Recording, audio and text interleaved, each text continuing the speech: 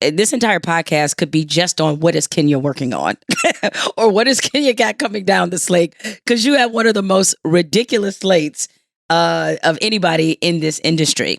And of course, another one that people I know often ask you about that people have been waiting for is Girls Trip 2. So is that happening? Supposed to. All right. Are you concerned it might not because of the recent headlines surrounding Tiffany Haddish? I have not heard that was an issue. Tiffany is my friend. I know her well. I do not find her to be a mean or a person. I think that, I look at how everyone else gets to handle the world and how the law works for everyone else. Like, we should move on. She is unbelievably talented. You know what I'm saying? And has at her heart, like, unbelievably good hearted.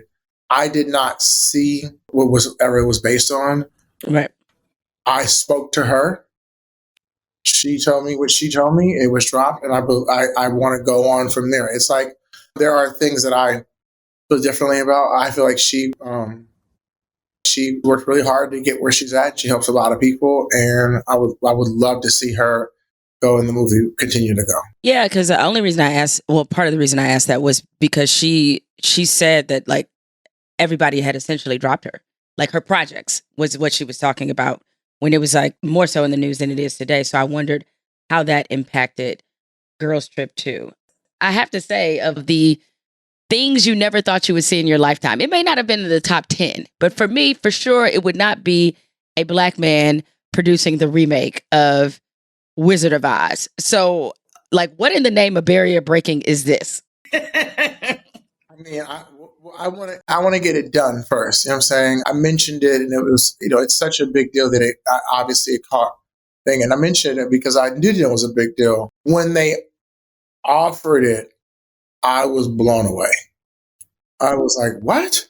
Because I was in talks. I was supposed to do Richard Pryor. It was greenlit and it was going, and I'd written it. And I was like, my dream movie. I was supposed to dream directorial, movie, whatever. And something came up, an amazing actor. They felt like they were in sobriety. They just got into sobriety, and there was too much drugs in Richard's life. And they felt like it'd be triggering. And I'm like, you can't argue that at all. So, and I was like, I don't want to do it without you. It needed a star. It really, really needed a star. That the movie version of it did. And so I wasn't really pressed. I was like, I'm just going to go do TV. I'm going to go, be a dad. And, saying TV's hard. And TV's not hard. I just come off of directing this movie with Eddie Murphy and Jemele Hill. But when this came up, I felt like the idea of what the Wizard of Oz meant, it was a look at the time they were living in. They were going through the Great Depression. They lived in the Dust Bowl. It was like it turned a mirror on society, right? It made society see itself and see, about self-reliance and those type of things. And I'm like, that's sort of the stuff I like doing anyway. That's what I was going to do in the script, and the idea of being able to be a Black dude and that they entrusted me to have a shot at doing that. I'm like, if I'm able to do this and do it with any level of competency, like, I think that, like, the doors that could open, you know what I'm saying? And like how it just starts to change the narrative. Even in the movie I'm directing now, I realized at the end of the process that I don't think a Black dude had written and directed a mainstream comedy ever. Comedy in particular, they love Eddie, they love Dave, they love Chris, they love Kevin, they love Richard, but do they love us enough to let us tell our own stories for the mainstream? You know what I'm saying? They'll let us tell our stories to us.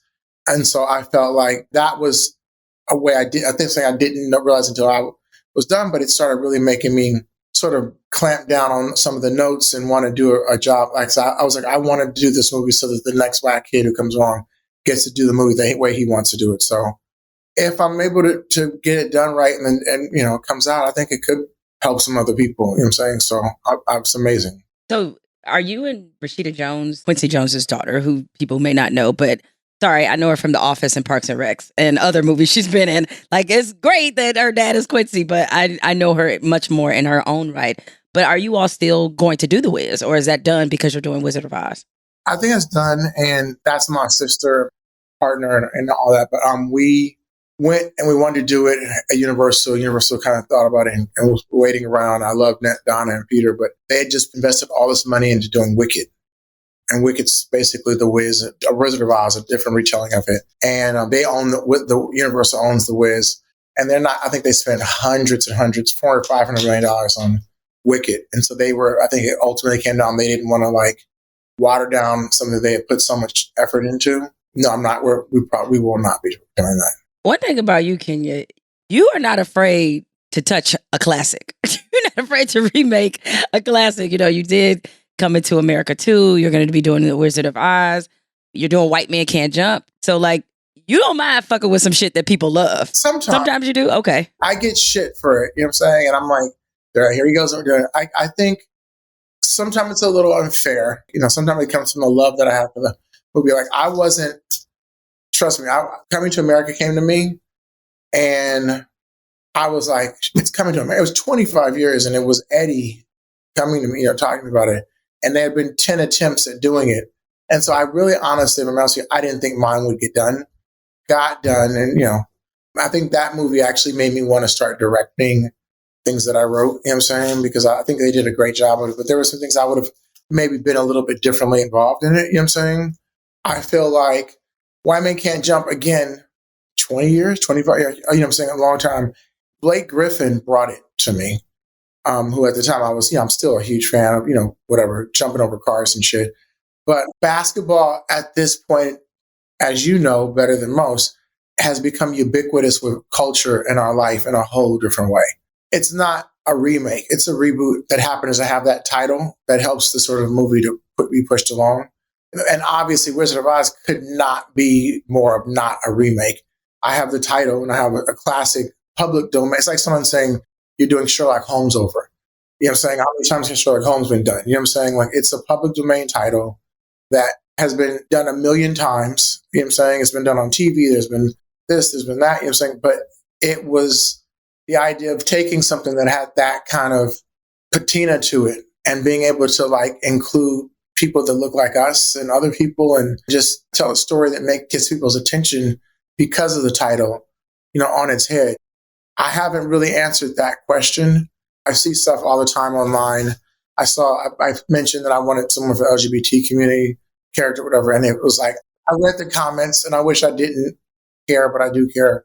Why are you redoing this? This doesn't need to be redone. I'm like, this is us saying this. Like, I think we are, you know, our own alpha predator. I'm like, so you were happy with the all white, black and white version that didn't have any black people in the world at all. You're comfortable with that. You know what I'm saying?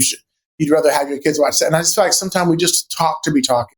So I don't mind looking at things that I think like make sense. You know what I'm saying? I've been offered amazingly huge things that don't make sense.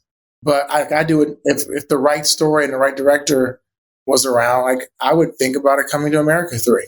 So that's my thought on it. I mean, it is, I do know that I take shit for it.